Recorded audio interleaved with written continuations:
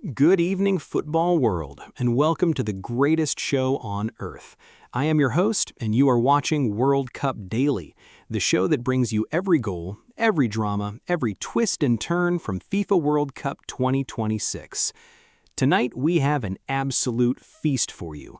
9 matches to dissect, group standings that are starting to take serious shape, and some performances over the past 48 hours that have genuinely moved the needle on who we think is going to lift that trophy.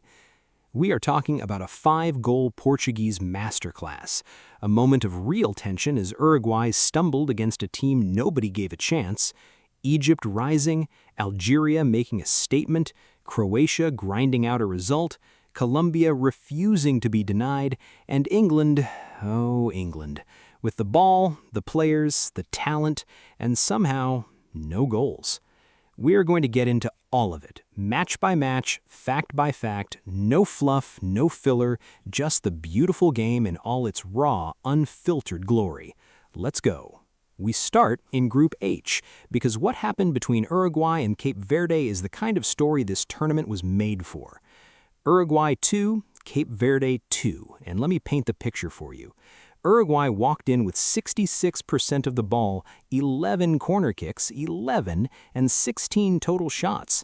On paper, this is a team that should be winning comfortably, but football is not played on paper.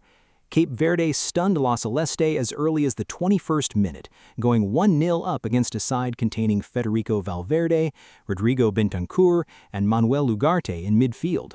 Uruguay had to dig deep, and they did, twice.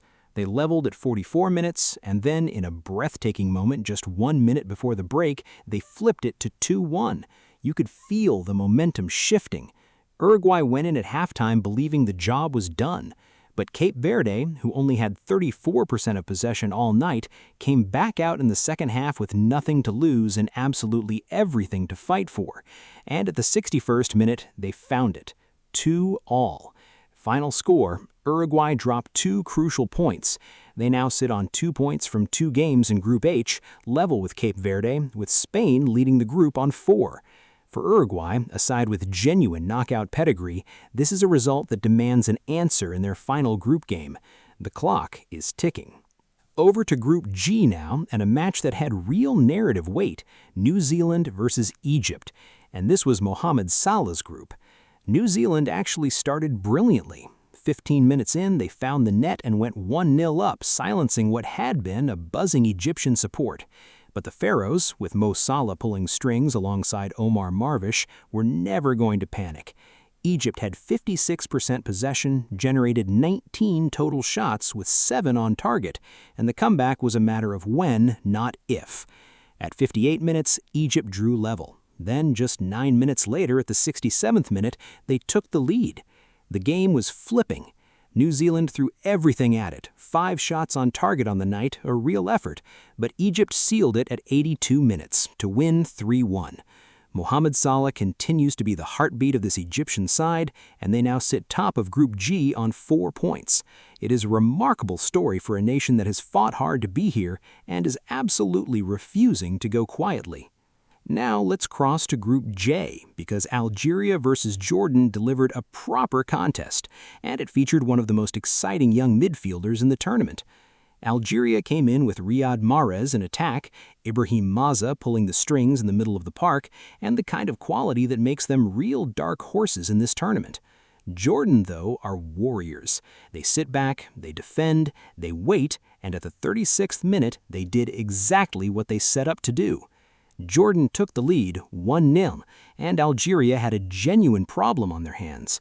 With 75% possession, 75, and 10 corner kicks, Algeria were dominant but couldn't crack Jordan open.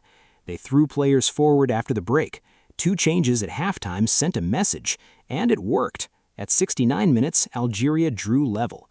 The crowd sensed what was coming, and 13 minutes later at the 82nd minute, Riyad Mahrez's side completed the turnaround 2-1 to Algeria. A crucial 3 points. Algeria now sits second in Group J on 3 points. They trail leaders Argentina only on points. Which brings us perfectly to the next story. Argentina.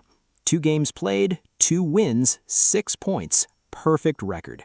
And against Austria, Lionel Messi and the world champions showed exactly why nobody in this tournament wants to face them in the knockouts. Argentina 2, Austria 0.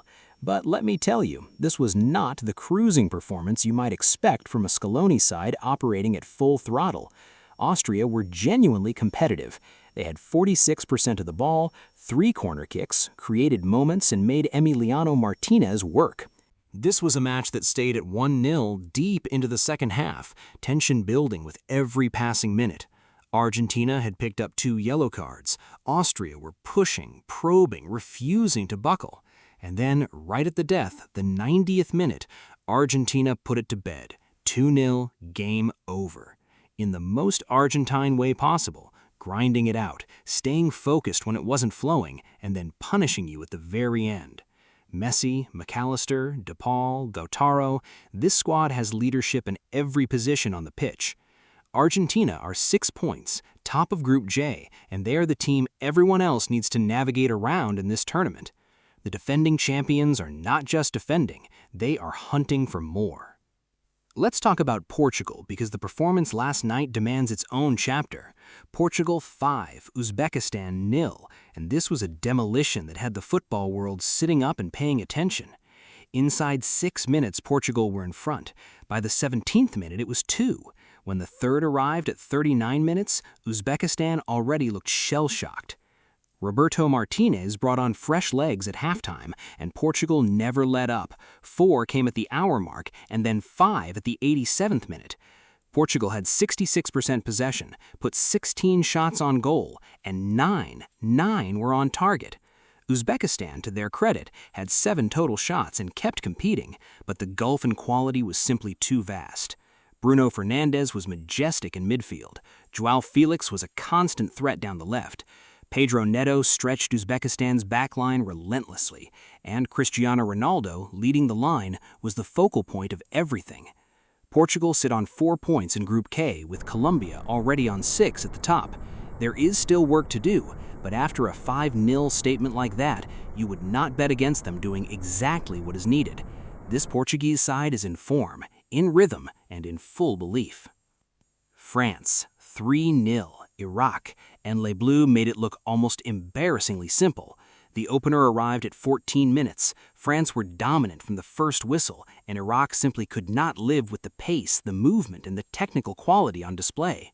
Kylian Mbappe, Ousmane Dembele, Bradley Barcola, Michael Olise, this is a front line that will cause nightmares for any defense on the planet. France went to 56% possession, generated 19 shots in total, had 5 on target, and kept a clean sheet with total comfort.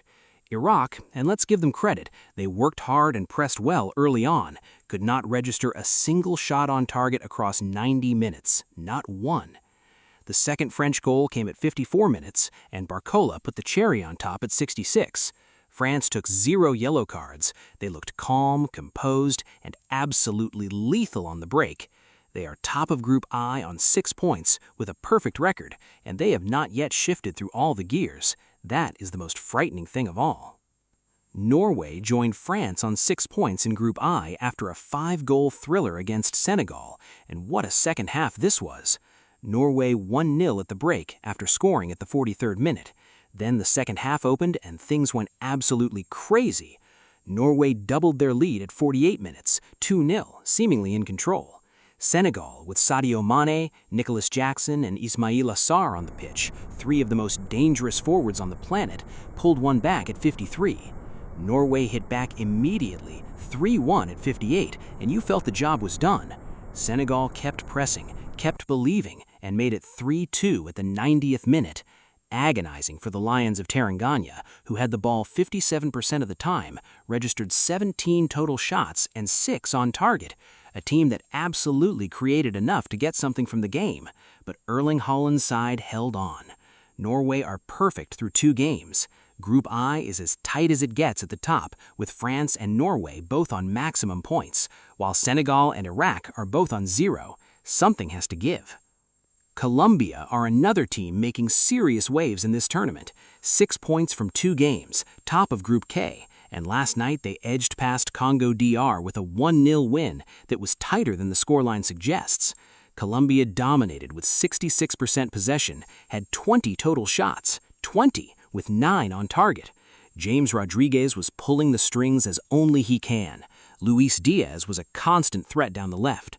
But Congo DR's goalkeeper Lionel Messi was absolutely heroic, making 8 saves in a performance that deserved more reward. The only goal came at the 76th minute, Colombia finally finding the breakthrough after a long night of creating and not converting. The Congolese defense held firm for so long, and the final scoreline flatters Colombia slightly, but 3 points is 3 points, and James Rodriguez continues to prove he is still one of the most elegant footballers at this World Cup. Croatia beat Panama 1-0 in what was a tense, physical Group L encounter that reminded everyone why Luka Modric and this veteran Croatian side should never, ever be written off. Panama had 7 corner kicks on the night, 7, and tested Croatia repeatedly. Orlando Mosquera in the Panama goal made saves, 3 shots on target for Panama. They competed hard. But the only goal that mattered came at the 54th minute, Croatia taking the lead and then doing what they do best, defending that lead with organization, discipline, and belief. Modric, at 39 years of age, remains the conductor, reading the game, controlling tempo, and making the football look effortless. Mateo Kovacic alongside him gave Croatia real steel in the middle. 1-0, 3 points, and Croatia are now on 3 points in Group L, right in the hunt. This is a team built for knockout football, and they are not done yet. And then there was England against Ghana, the match that produced more frustration than football for the Three Lions. England 0, Ghana 0. Now the numbers on the surface look damning for England. 78% possession, 9 corner kicks, 19 total shots. Harry Kane on the pitch, Jude Bellingham on the pitch, Noni Madueke, Anthony Gordon, quality everywhere you look, and yet not a single goal. Ghana's goalkeeper Benjamin Asare was the story of this match, turning away everything England could muster.